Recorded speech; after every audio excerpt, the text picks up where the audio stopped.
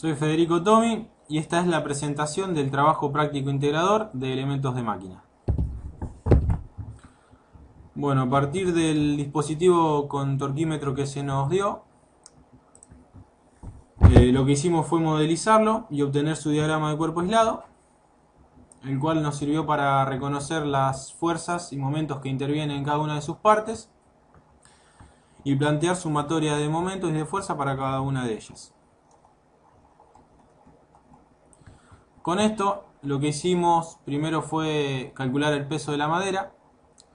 Para eso utilizamos la posición 000B, en la cual no interviene el peso de la placa, y calculamos el peso de la madera y su correspondiente error.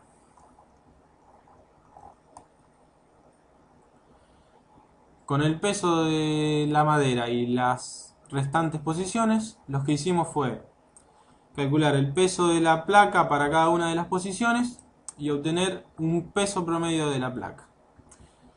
Lo mismo hicimos con los errores, fueron calculados para cada una de las posiciones y obtuvimos un error promedio del peso de la placa.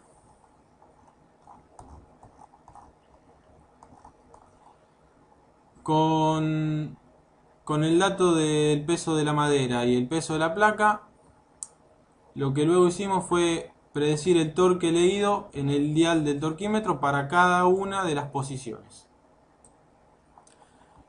A este torque previsto también se le calcularon los errores y se los comparó con los torques observados en las imágenes que se nos fueron provistas.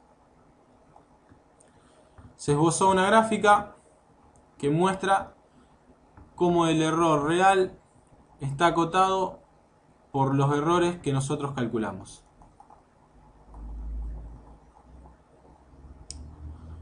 A partir de los datos del material de la barra del torquímetro y sus dimensiones, que fueron sacadas del E-Drawing, lo que hicimos fue calcular la flecha máxima y el ángulo girado para cada una de las posiciones.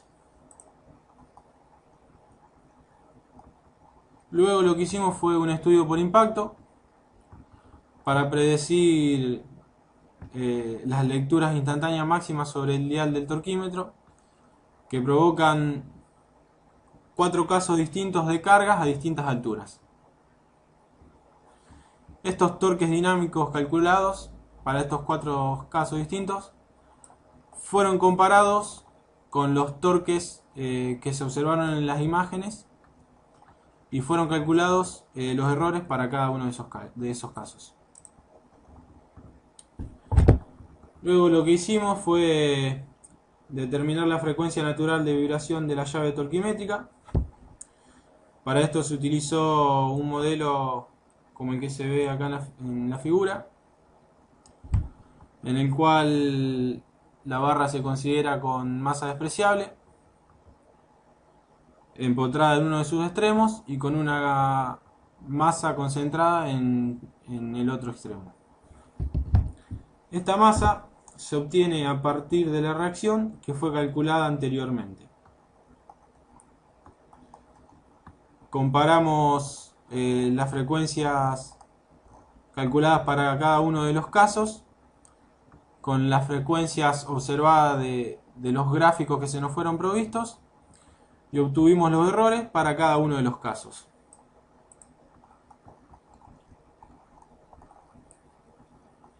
Finalmente supusimos que la llave torquimétrica llega al máximo valor de su dial y así obtuvimos las reacciones en el empotramiento, la reacción en I en el empotramiento, que sería en el cubito de la llave torquimétrica, y el momento en dicho cubo.